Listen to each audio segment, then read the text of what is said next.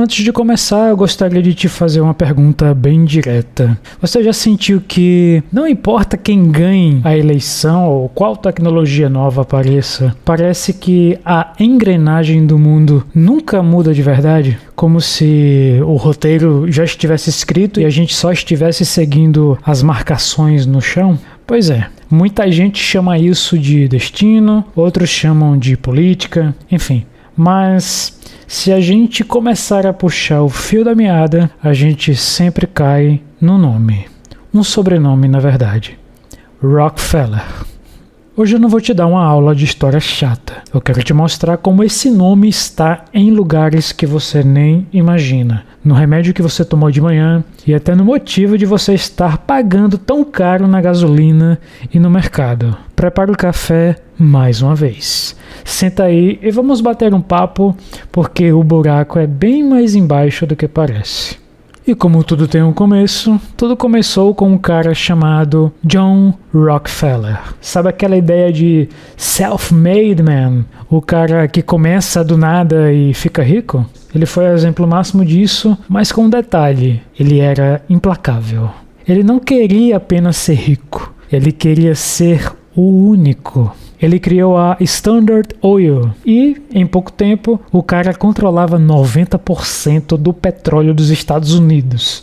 E imagina isso hoje. É como se o cara fosse dono de quase toda a internet, da energia e dos postos de combustível ao mesmo tempo. O governo até tentou quebrar a empresa dele em várias menores para acabar com o monopólio. Mas sabe o que aconteceu? As partes separadas ficaram ainda mais valiosas e ele continuou sendo o dono de tudo, só que com nomes diferentes. Mas a sacada de mestre que ferrou com a gente até hoje foi o tal do petrodólar. Eles deram um jeito de fazer o mundo inteiro acreditar que para comprar petróleo você precisa de dólar. Isso deu um poder para os Estados Unidos e para as famílias que mandam nos bancos de lá e tal, que ninguém no planeta tem, ou tinha no caso. Basicamente, o mundo inteiro trabalha para sustentar o valor da moeda deles, porque todo mundo precisa de energia. E como começou esse jogo? Pois é, o velho John. E esse John que eu falo é o John Rockefeller. Agora, olha que doideira isso aqui. Você vai ao médico, ele te dá uma receita, você vai na farmácia e compra um remédio sintético, certo? A gente acha que isso é a única forma científica de se curar, mas nem sempre foi assim. Lá por volta de 1910, o mundo tinha de tudo. Médico de ervas, homeopata, gente que curava com alimentação. Aí a Fundação Rockefeller bancou um estudo chamado Relatório Flexner. E você quer saber o resumo da ópera? Então, eles disseram que tudo que não fosse baseado em drogas químicas e cirurgia era picaretagem, ou seja, estariam passando a perna em você. As escolas de medicina natural perderam dinheiro, foram fechadas e os médicos que não seguiam a cartilha eram perseguidos. E adivinha de onde vêm os ingredientes para fazer esses remédios sintéticos que a gente toma até hoje? Bingo! Do petróleo. É isso mesmo. Os caras criaram a doença com a poluição e o estilo de vida industrial e venderam a cura química, tudo saindo das refinarias deles. É um negócio fechado e perfeito, né? Muita gente acha que o Federal Reserve, o Banco Central dos Estados Unidos, é do governo. Pessoal, sinto informar. O Fed, que é o Federal Reserve, é tão federal quanto o FedEx, que é aquela empresa de entregas muito famosa que inclusive já apareceu em muitos filmes e algumas séries. E é uma entidade privada, olha só. E quem estava lá na fundação disso em 1913? Os nomes de sempre.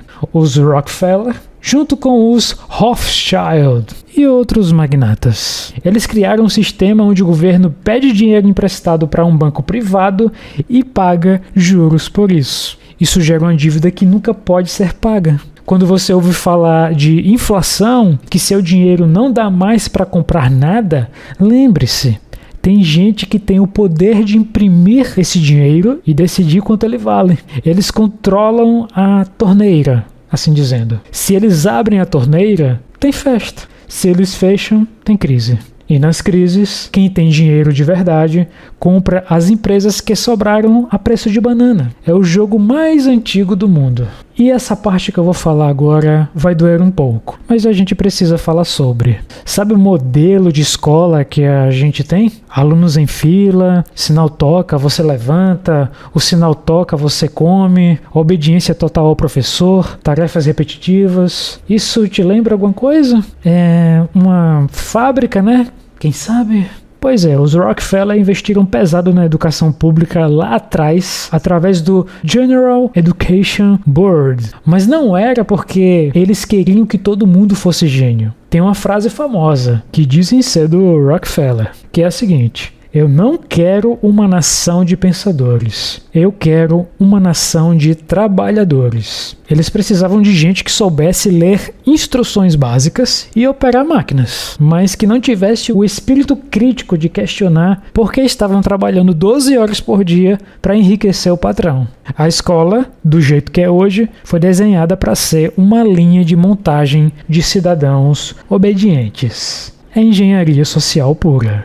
A gente ouve falar muito do globalismo e nova ordem mundial na internet, né? Muita gente acha que é teoria da conspiração, mas vamos olhar para os fatos. A sede das Nações Unidas, a ONU, lá em Nova York, fica num terreno que foi doado por quem? Isso, David Rockefeller. Eles sempre foram os maiores entusiastas dessa ideia de que o mundo não deveria ter fronteiras, que deveria ter um comando centralizado. Parece bonito no papel, tipo paz mundial, mas na verdade significa que as decisões sobre a sua vida deixam de ser tomadas no seu país, por gente que você elegeu, e passam a ser tomadas por burocratas em Nova York ou Genebra que ninguém sabe quem são. É o plano de um governo global de elites, onde as nações perdem a soberania e todo mundo obedece a uma agenda única. Você já ouviu falar no CFR? No Conselho de Relações Exteriores, assim traduzindo, ou então em Comissão Trilateral? Se não ouviu, é porque eles não querem que você ouça. Esses grupos foram formados ou liderados pelo David Rockefeller. Não são governos, mas são onde os presidentes, os donos das maiores empresas e os donos também dos jornais se encontram para alinhar o discurso. Sabe quando você vê um político de esquerda e um de direita fazendo exatamente a mesma política econômica quando assumem o poder? É porque as diretrizes saíram dessas reuniões. Eles chamam de governança invisível. É onde o roteiro do próximo ano é decidido. Enquanto a gente fica aqui embaixo brigando por causa de post no Twitter. Hoje, o famoso X, ou X. Mas eles doam bilhões de dólares. Sim, eles doam. É um tipo de filantropia estratégica, né? A gente já viu isso muitas vezes na história. Mas vamos pensar um pouco. Quando você doa uma fortuna para uma universidade, você não está doando só dinheiro. Você está comprando o que vai ser pesquisado lá. A filantropia da família Rockefeller é o que a gente chama de soft power. Eles usam o dinheiro para limpar o nome da família, que era bem sujo no início do século, e para guiar a ciência e a cultura para onde eles querem. Se eles financiam a pesquisa sobre agricultura, eles decidem que tipo de semente vai ser usada. Se eles financiam a arte, eles decidem o que é considerado bonito ou valioso. É um jeito de mandar no mundo sem precisar dar ordens diretas, apenas incentivando o caminho que eles já escolheram. Mas vamos lá, aqui o papo vai ficar pesado.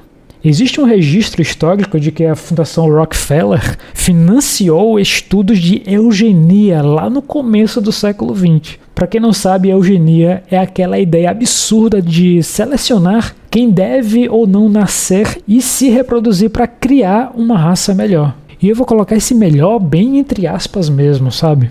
Isso depois foi usado por regimes terríveis, que eu vou me reservar de citar os nomes. Mas a semente veio desses financiamentos. Hoje, o pessoal na internet liga isso ao interesse deles em programas de vacinação global e também controle demográfico. Eles dizem abertamente em fóruns que o planeta está cheio demais. Aí eu te pergunto, quando um bilionário começa a se preocupar demais com o número de pessoas no mundo, será que ele está preocupado com o seu bem-estar ou com o controle dos recursos que ele domina? Você já reparou que quase tudo que a gente come hoje vem de sementes que parecem iguais? no mundo todo. Isso foi o que chamaram de Revolução Verde, financiada pelos, adivinha, pelos Rockefeller. Eles modernizaram a agricultura, mas fizeram os agricultores ficarem viciados em sementes modificadas em laboratório e, claro, em fertilizantes e agrotóxicos químicos. Lembra que eu falei que eles dominam o petróleo? Pois é, os agrotóxicos são feitos de quê? Petróleo. Exatamente. Eles criaram um sistema onde o produtor rural não é mais independente. Ele tem que comprar a semente todo ano, porque as sementes modernas muitas vezes não geram novas plantas boas, e tem que comprar o veneno para a planta crescer. Então quem controla a semente e o petróleo, controla a comida. E quem controla a comida, controla você. É bem óbvio isso. E fechando o raciocínio, vamos falar da sua mente. Isso, a sua mente. A família Rockefeller mudou o que se chama de MoMA, que é o museu de arte moderna mais famoso do mundo. Eles basicamente ditaram o que é chique, o que é cultura e o que deve ser valorizado. Muitos críticos dizem que isso serviu para quebrar os valores tradicionais da sociedade e substituir por uma cultura mais vazia, fácil de manipular. Quando a arte perde a conexão com o que é real e vira só um jogo de prestígio e dinheiro, a sociedade perde uma bússola importante. Eles moldaram o gosto da elite e, por consequência, o que chega até nós como entretenimento e valores. Olha só, você quer muita coisa para processar. Parece roteiro de filme de ficção científica, né? Mas os nomes estão aí. Os prédios estão lá e os documentos também.